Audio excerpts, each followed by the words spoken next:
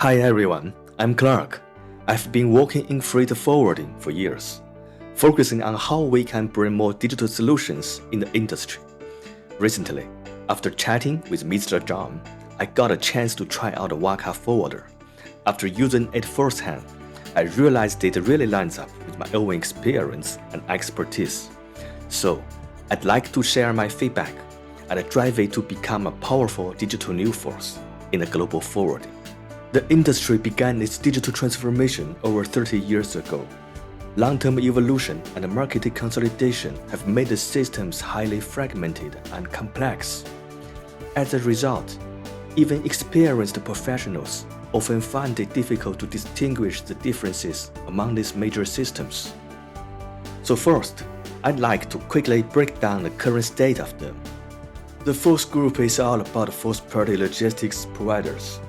Those companies use data integration to link up other information across the supply chain, so they can track and optimize everything from start to finish.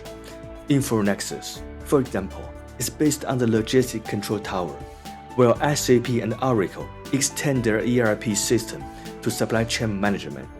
These platforms build a full chain data ecosystem for complete visibility and control, requiring large user bases and high investment, mainly serving major manufacturers and retailers. Out of the 6 core things these systems do, handling daily operations is really just one basic piece. Most of the focus goes into digging into data, planning logistics solutions, so teams can make better decisions. The second group is the integrated system based on 3PL. Such systems usually start from niche market, but expand their business scopes through acquisitions and eventually become end-to-end platforms. CargoWise One is a prime example. This platform handles the car stuff, sea, air, and land freight, and covers all the key steps. On top of that, it comes with built-in tools like CRM, HR, workflow automation, document management, and financial settlement, so teams can work more efficiently all in one system. The last group focuses on specific niches, such as maritime forwarding, intelligent warehousing and distribution, as well as freight rate management. The WAKA forwarder currently has its main function positioning concentrated on maritime and air forwarding, so it falls into this group. Since WAKA is an execution-level system, I will cover my hands-on experience and suggestions across 3 key areas: technical, functionality, and user experience. Some features in the WAKA are still being developed. You may notice under construction on a few of the less critical modules. I recognize that the WAKA currently doesn't yet have the user manuals or training videos. We need to make up for those materials, because in a commercial digital platform, production of the training and promotion content can take up more than 10% of the total investment. When new users can quickly master the system, all our early efforts and investment will finally pay off. I strongly support dedicating time and budget to create training materials and promote them on the popular social media. This is an area where competitors already excel. I noticed when I opened WAKA on my phone, it immediately popped up the friendly page suggesting I download the mobile app. The app is still in the works and not ready to download yet, but it's good to see the tech team is already thinking ahead. A lot of older systems are stuck trying to build a mobile app because their features are outdated and too clunky, so this is our chance to get ahead. Right now, the system handles English pretty well, but a lot of our competitors already support language worldwide. I'd really suggest we start planning for multi-language support within WAKA's current framework. That way, we'll be ready for users from all over the world and make the system more open and welcoming. To roll out faster in the Asia-Pacific region, we should add both simplified and traditional Chinese. The system has an independent role configuration function that enables all features for each role. This design suits IT professionals, but for freight forwarding users, global permission settings may be too cumbersome. If one person has too many permissions, they can end up doing every step of the forwarding process, and that's a real risk. In this industry, a job usually goes through multiple people, each step handled by someone different. WAKA's role and permission system should reflect this practice. We can follow proven practice from mature products and structure permission management in 3 layers. The first layer defines call actions, such as quotation, order, booking, and revenue cost, without further splitting them into sub-actions like create, modify, or delete. The second layer consists of flexible roles, each combining relevant actions to match real-world job responsibilities. The third layer assigns users one or more roles, without linking them directly to particular actions. This approach simplifies complex permissions and closely aligns with how frontline teams actually work. International freight forwarding is all about keeping cargo, docks, and payment in sync, so getting alerts at every stage really makes a difference. I saw that the WAKA already has a message alert feature, which is great, but it could be a way better. Think about it, freight forwarders are juggling dozens of bills of lading and hundreds of containers every single day. If our system can help them see exactly where each task stands and push things forward with just a few clicks, why wouldn't they use it? This is another system we can refer to, which enables us to clearly understand the actual progress of each task. This feature also gives managers a clearer view of the team's workflow. Knowing the status and the progress of each task is more important than simply completing it. Moreover, I haven't found any functions related to customs or compliance. We know WestTech actually started with 2 separate products, CargoWise, which handled the freight forwarding, and BorderWise, focused on customs and trade compliance. Later on, they brought them together, rolling everything into one big platform built around CargoWise. And here's the thing, trade compliance is such a big deal. It's basically just as important as the forwarding system itself. Now we don't have to copy what they did, but it's worth knowing this background. If WAKA is to be expanded in the future, these functions might need to be taken into consideration as well. The customer and the vendor modules of the WAKA support both individuals and companies, which increases flexibility. However, the differences between them may affect the accuracy of statistical reports. At the same time, when it comes to something complicated as cross-border shipping, just having customer and supplier as roles isn't really enough. Let me give you an example to show what I mean. For example, if I hold some shipping space with significant price advantages on a specific route, but haven't yet secured suitable shipments, I may pass these spaces on to fellow forwarders who have valuable cargo to earn a margin. In this scenario, those fellow forwarders become my clients. So here's a question, who do we consider our true clients? That's why our system needs to track every role clearly. If we don't, our report gets fuzzy and decisions go off track. Back to the core issue of client definition, we can consider dividing them into 4 categories. Specifically, it includes direct customer, peer, carrier, and affiliated company. Just a couple of special ones to highlight. Carrier means a shipping line that directly gives us nominated cargo. They are acting like a client. Affiliate company, that's any company tied us through ownership, like our parent group or any of the sister companies under the same umbrella.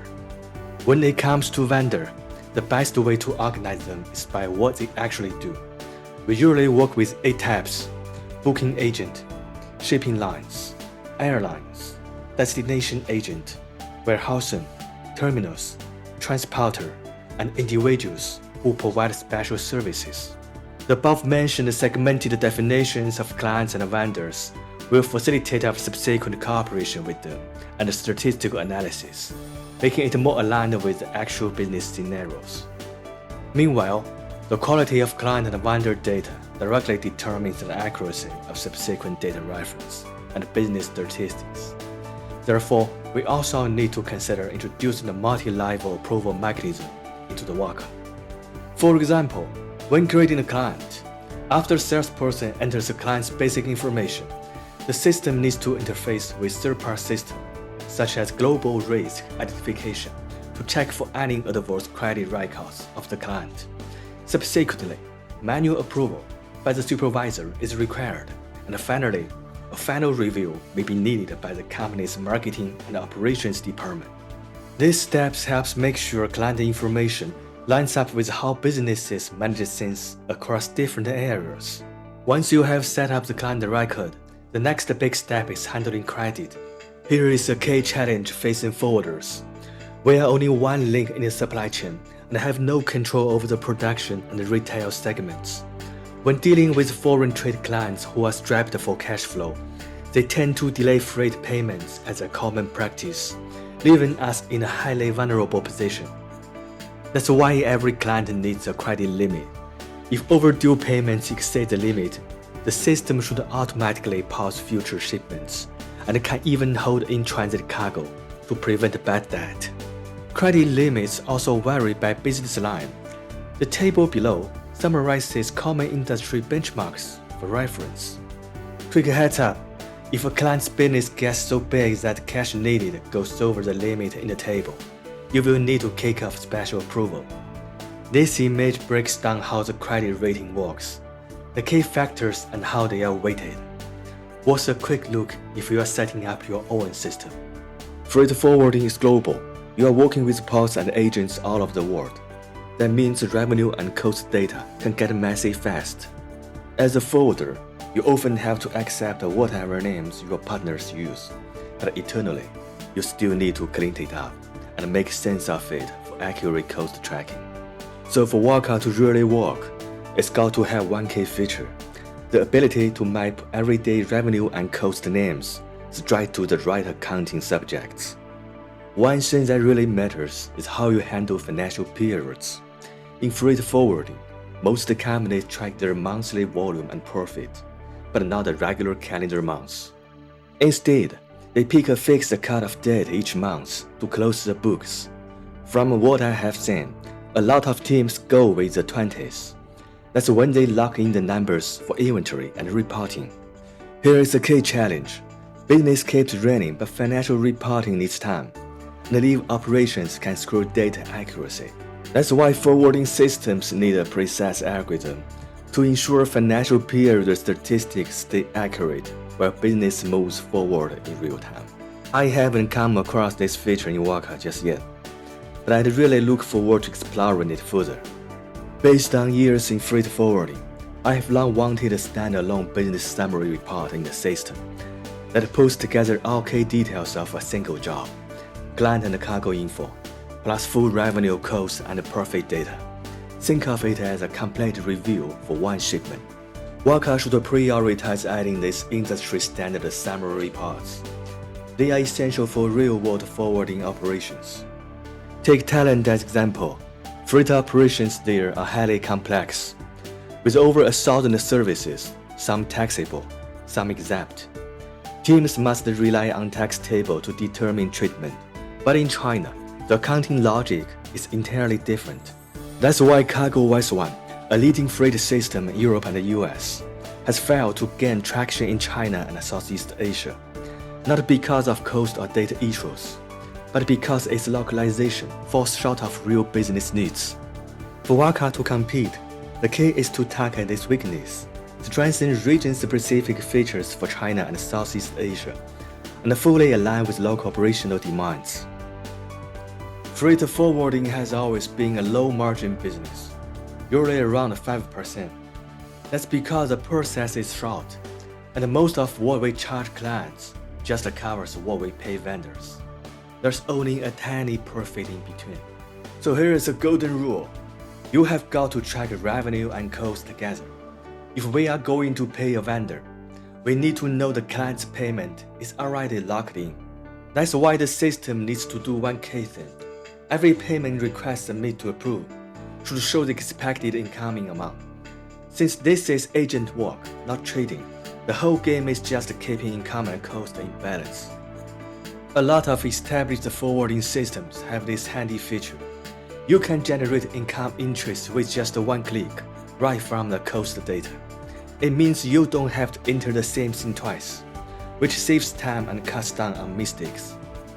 Another important category is collect and pay, such as custom duties and terminal handling charges, where we act as intermediaries.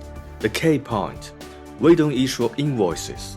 The customs or terminal bills the client directly. Even these fees pass through our bank accounts. They should be excluded from operational data statistics to avoid distorting the analysis of business performance. To address this need, WAKA can consider adding a dedicated module for collect and pay in future updates, enabling efficient entry and separate management of such fees.